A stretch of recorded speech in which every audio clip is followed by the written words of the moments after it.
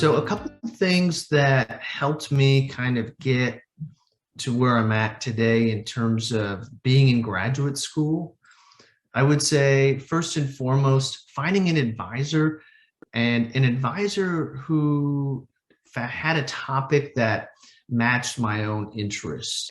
I would also say it's really important to balance research and teaching as a graduate student. And I do say that teaching matters because it mattered for me at a lot of the institutions I applied to.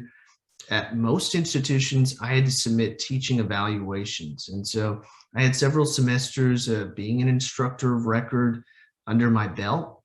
But when you're applying for a Research One job, putting research first is probably the priority, teaching second. If you're applying to a teaching institution, teaching is going to be important as compared to research. I'll also say that conferencing is just as important as your time in graduate school, because conferencing really allows you the ability to showcase yourself, your work, and put yourself out there.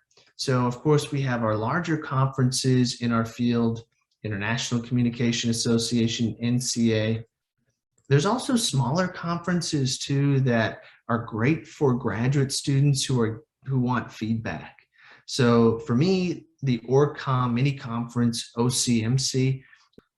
So now that I'm kind of in the tenure track assistant professor role, some of the things that I've noticed, publishing really matters. And it really matters for me because I'm at an institution where I would say a large portion of my job hinders on my ability to publish research. Last thing I'll share is just little bits of random advice, things maybe I wish I did differently or I wish I knew.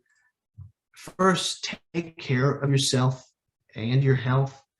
Right now with the coronavirus pandemic, I think this is even more important. I think prioritizing your health is key. Mental health is health. And so remembering that along this stressful process is important.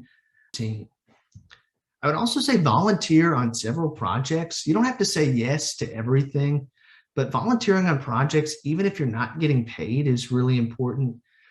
A lot of the articles that I published, I just volunteered to participate, and they went through the publication pipeline. I wasn't getting paid as a research assistant or a TA to do any of that.